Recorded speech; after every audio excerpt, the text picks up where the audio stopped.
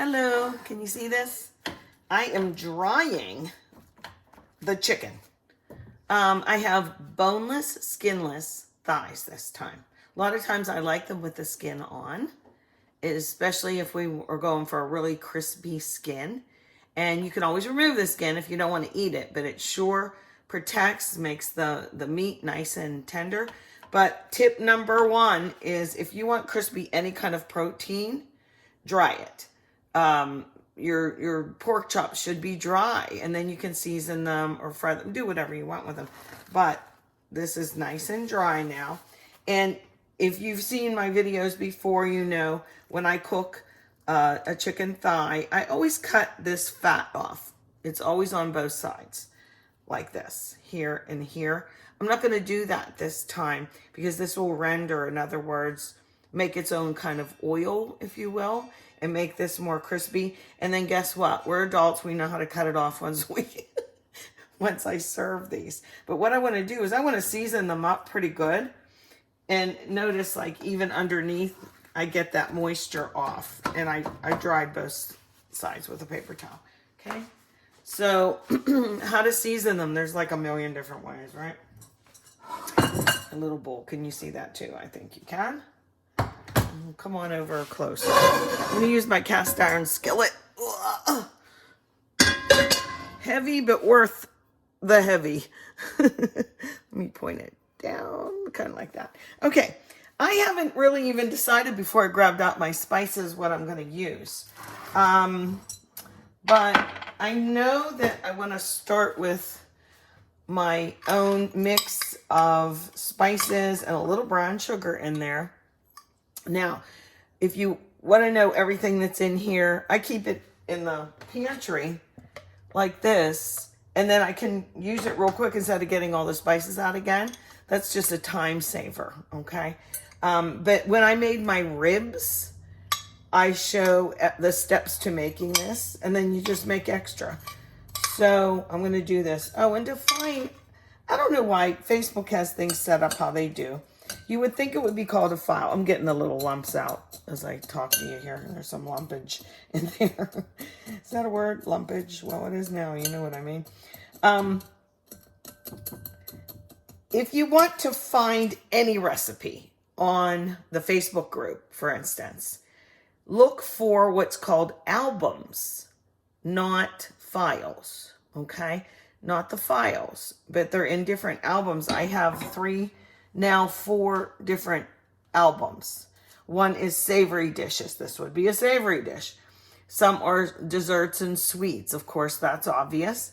And then I have the recipe cards themselves where I've either copied or scanned my own recipe in my own handwriting or whatever in a friend's or something, and just literally put them on there. Okay, if you want to rewrite them, go on with your bad self. Do that.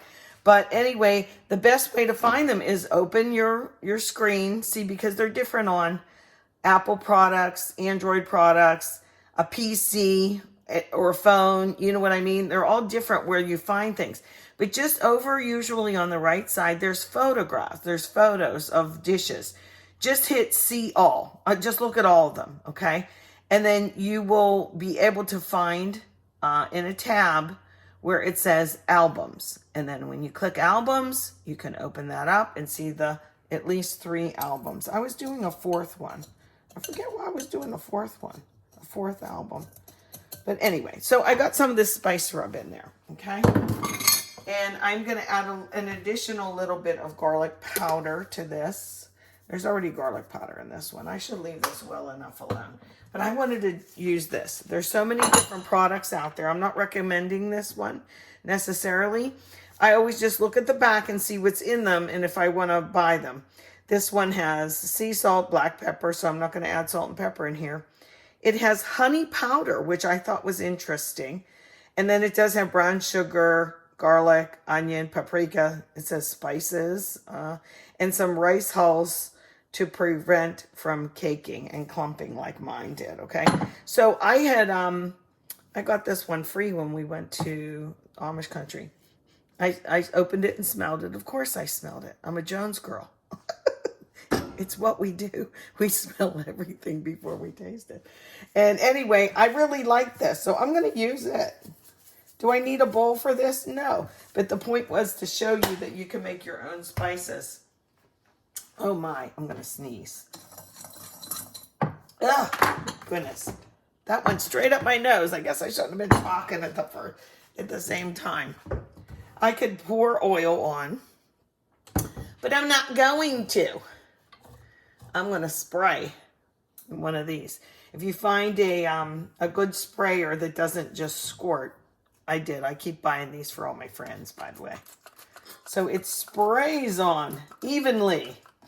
And I will coat this just a little bit of everything.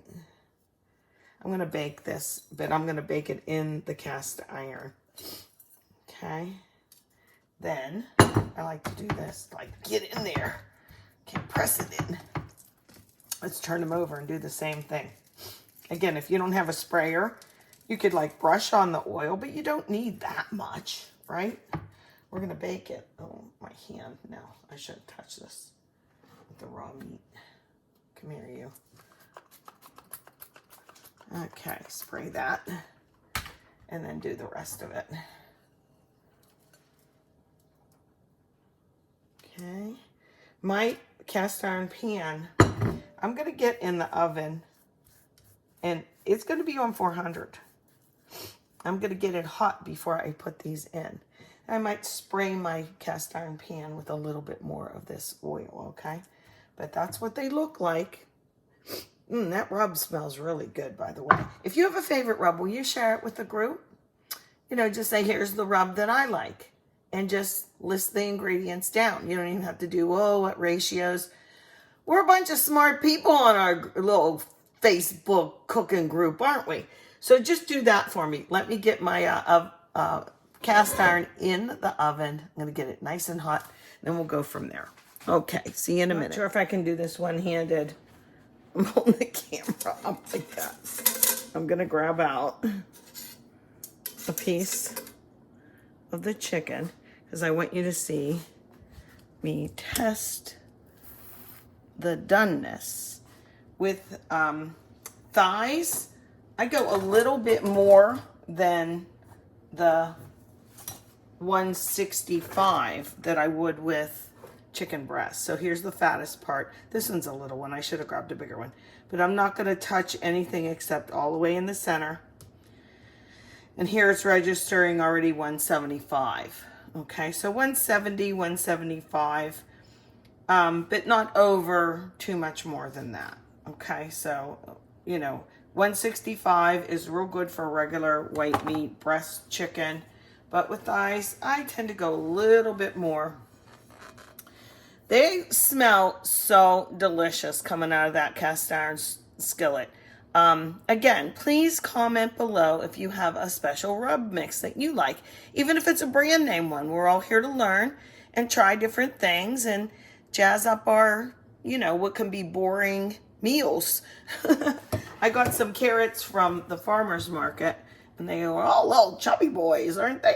So I peeled them and I'm going to do those. I did them partway in the oven with my chicken because I had the oven on, so I might as well put those in there. But I'm going to finish them in the air fryer because they're not quite as roasty and done as we'd like. But there we go. That's what we're having for dinner tonight and it smells mighty fine.